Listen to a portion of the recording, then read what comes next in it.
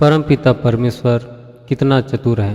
प्राणी की संरचना करते समय छोटी से छोटी अंगों के कार्य एवं परिणाम निर्धारित किया और मनुष्य की क्षमता का अनुमान लगाते हुए जो मनुष्य जिसके बिना नहीं रह सकता और न ही उसे प्राप्त कर सकता है, उसकी व्यवस्था ईश्वर ने पहले ही कर दी है और ऐसी व्यवस्था निर्धारित की है कि सारे भौतिक वस्तुओं की प्राप्ति परमात्मा ने निःशुल्क प्रदान किया है, वह भी अनंत काल के लिए। और परमात्मा की प्राप्ति के लिए जिसकी आवश्यकता नगण्य है, उसके लिए प्राणी को परिश्रम करना पड़ता है और जो परमात्मा के लिए तुच्छ वस्तु है, उसी के लिए सारा जीवन संघर्ष करते हैं। कैसे मूर्खता है हमारी। देखिए, शरीर को जिंदा रखने के लिए सर्वप्रथम आवश्यकता सुरक्षा मंडल, सुरक्षा कवच की आवश्यकता होती है, जिसे हमारे शरीर के सुरक्षा कवच की आवश्यकता होती है जिसे हमारे शरीर के अनुरूप हवा, पानी, जल की आपूर्ति हो सके। इसलिए ईश्वर ने धरती के ऊपरी सिरों को ढकने के लिए वायु की अनगिनत परतें तैयार की, जो पृथ्वी के बाहर के आने वाले हानिकारक पदार्थों को रोककर वहीं नष्ट किया जा सके, जिसे हम संक्षिप्त रूप में आकाश कहते हैं। इसके घेरे में हम सदा निवास करते हैं और सुरक्षित रहते हैं। इसके बिना किसी भी प्राणी का अस्तित्व ही नहीं है। दूसरी आवश्यकता है अग्नि, जिसे ईश्वर ने माता के गर्भ से ही हमारे शरीर की उत्पत्ति से लेकर शरीर के नष्ट होते तक शरीर को ठंडा होने नहीं देती। इसके बिना प्राणी एक क्षण भी जीवित नहीं रह सकता। और तीसरी आवश्यकता शुद्ध वायु की है। इसके बिना प्राणी एक घड़ी जीवित नहीं रह सकता। इसलिए ईश्वर ने शुद्ध वायु की प्राप्ति के लिए अनगिनत किस्म के वनस्पति जगत की स्थापना की, जो हमारे शरीर को ऊर्जा प्रदान करने के लिए उत्तम मानी जाती है। चौथी आवश्यकता जल की है। इसके बिना प्राणी एक दिन जीवित नहीं रह सकता और इसकी व्यवस्था भी परमपिता परमेश्वर ने बिना किसी परिश्रम के बना रखी है। अशुद्ध जल को शुद्ध करने की प्रक्रिया स्वतः ही हो जाती है। पांचवी आवश्यकता अन्न की है, जिसके बिना प्राणी कुछ दिन जीवित रह सकता है। इसलिए ईश्वर ने इसे प्राप्त करने के लिए हमें मेहनत एवं परिश्रम करने के लिए प्रेरित करते हैं, ताकि हम प्रकृति में उपलब्ध सारी व्यवस्थाओं को समझकर सबके हित को ध्यान में रखकर अपने लिए सुखद एवं सरल ईश्वर तक पहुँचने का मार्ग प्रशस्त कर सकें।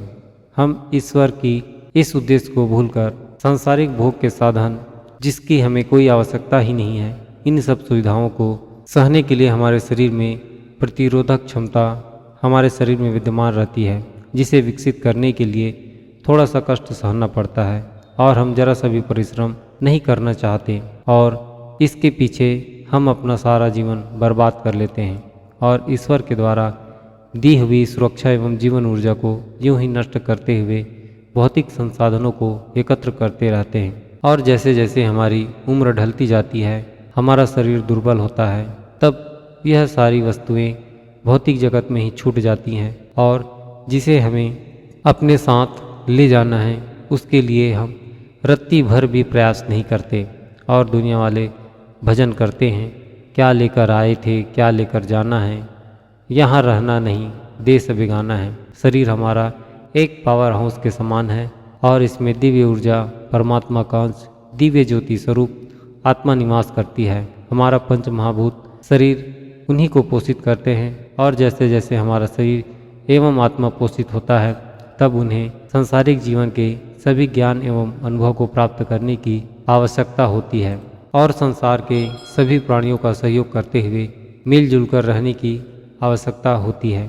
यही ज्ञान एवं अनुभव हमारे पंच महाभूत शरीर के नष्ट होने के बाद हमारी आत्मा से जुड़ जाती है। यदि हमने किसी भी प्राणी का कर्ज या भार नहीं रखा है, तब हमारी आत्मा स्वतंत्र रूप से निकल जाती है और उन्हें किसी भी प्रकार का कष्ट भोगना नहीं पड़ता, अर्थात वह मुक्त हो जाता है और परमात्मा की शरण में विलीन हो जाता है।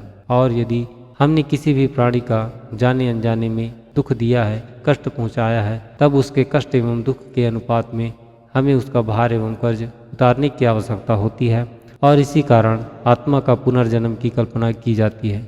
जो संत समाज इस प्रसंग को सुन रहे हैं, जरा एक बार ठहर कर विचार विमर्श करें और इसमें अपने विचार रखें। क्या यह सत्य है या इसमें कुछ और सुधार करने की आवश्यकता है।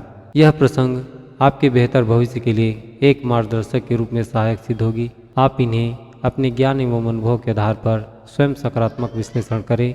जो आपको जरूरी एवं सही लगे उन्हें स्वीकार करें और जो समझ ना आए उन्हें छोड़ दें। इसके पश्चात ही अनुसरण करें।